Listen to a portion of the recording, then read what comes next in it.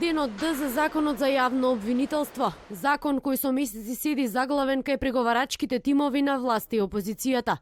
Заев и Мицковски подготвени да најдат заедничко решение. Албанскиот политички блок со поделени ставови.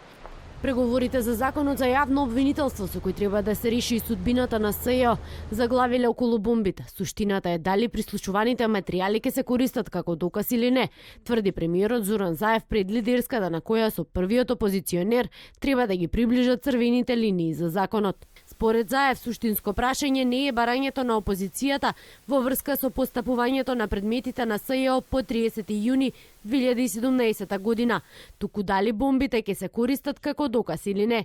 За барањето за предвремени парламентарни избори на лидерска, Заев вели легитимно е опозицијата да бара, но сега има поважни работи од избори. Суштината според мене е дали бомбите ќе се користат како докази или не. Затоа што Устав, член 16, 17 и 18 од кривичниот закон вели кривично дело за кое што постојат индици и аргументи не може да не се гони. Насекаде во свет се гони. Ако не го гони специјално обвинителски, го гони друго обвинителство. Надлежен орган за тоа е јавно обвинителскиот систем во државата. И тука нема дали Заев, Мицковски, СДСМ, ВМРО, ДПМН нешто сакат или не сакат.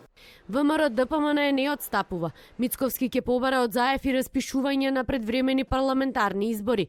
Очекуваат нивните предлози за законот да бидат вечерва ставени на маса и да бидат прифатени од власта. Очекуваме да бидат прифатени, очекуваме конечно во Република Македонија биде донесен закон преку кој што ќе завладее правото и правдата и ќе биде во интерес на сите граѓани за конечно да прекине целата патија што во моментов ни се случува.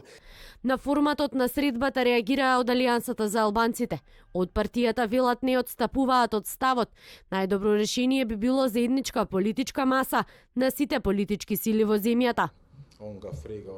Јавно прашуваме кој им дал право на премиерот Заев и лидерот на ВМРО ДПМН Христијан Мицковски да ги исклучат или да не ги поканат лидерите од албанскиот политички блок. Ниту Заев, ниту Мицковски не може да одлучуваат за судбината на специјалното јавно обвинителство, кое некогаш беше донесено со политички и етнички консензус и инициирано од меѓународниот фактор. Коалициониот партнер на СДСМ Дуи Утрово пак порача дека се дистанцираат од секакво политичко мешање во одлуките на институциите кои го спроведуваат законот и сметаат дека неселективната правда и владењето на правото ќе се обезбеди со добро спроведен ветинг. Од вечерашниот исход ќе зависи кога ќе се одржи продолжението на комисиската, но и пленарната седница за законот за јавно обвинителство, како и седницата за разрешување на специјалната обвинителка Катица Јанева, која мора да биде разрешена најдоцна до 15 септември, вели првиот човек на собранието Талат Џафери. Доколку вечерва има договор според Џафери, седниците би можело да се закажат уште утре. Предметите на СЈО, тимот на Катица Јанева, но и кој да седне на чело на новото обвинителство.